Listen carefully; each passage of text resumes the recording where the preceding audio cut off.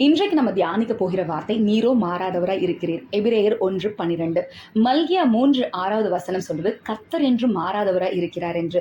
மத்தேயு 24:35 வசனம் சொல்லுது, வானமும் பூமியும் ஒழிந்தாலும் கர்த்தருடைய வார்த்தை ஒழியாதென்று. என்னாகமம் 23:19 வசனம் சொல்லுது, பொய் சொல்ல தேவன் ஒரு மனுஷன் அல்ல, மனம் மாற அவர் ஒரு மனுபுத்திரனும் அல்ல, சொல்லியும் செய்யாதிருப்பாரோ, வசனித்து நிறைவேற்றாதிருப்பாரோ என்று கர்த்தருடைய தன்மைகளை குறித்து வேதம் இப்படியாக சொல்கிறது.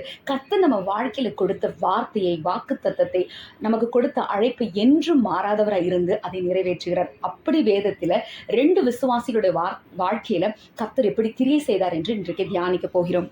ஆண்டவர் ஆபிரகாமின் வாழ்க்கையில எப்படி மாறாதவராய் இருந்தார் என்று முதலாவது அறிந்து கொள்ள போகிறோம்.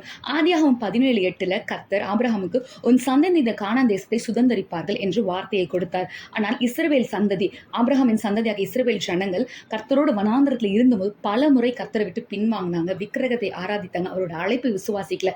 ஆனாலும் எந்தெந்த ஜனங்கள்லாம் கர்த்தரை விசுவாசித்தார்களோ, அவரோட அழைப்பை உண்மையா ஏற்றுக்கொண்டு விசுவாசத்தோடு நடந்து அவரை மாத்திரம் தேவன் என்று எண்ணினாங்களோ, அவங்க எல்லாரையும் கர்த்தர் உண்மையுள்ளவராய் மாறாதவராய் அந்த கானானுக்குள்ள கொண்டு போய் சேர்த்தார். அதே போல 2 சாமுவேல் 7:16 தாவீதுக்கு ஆண்டவர் ஒரு வாக்குத்தத்தத்தை கொடுக்கிறார். உன் ராஜசனம் என்றென்றுக்கும் நிலை பெற்றிருக்கும் அப்படின்னு ஆண்டவர் வாக்குத்தத்தத்தை கொடுக்கிறார். ஆனா தாவீதின் மகனாகிய சாலமோன் அநேக அந்நிய ஸ்திரீகளை திருமணம் செய்து கர்த்தரை விட்டு பின்வாங்கி விக்கிரகத்தை ஆராதித்தார்.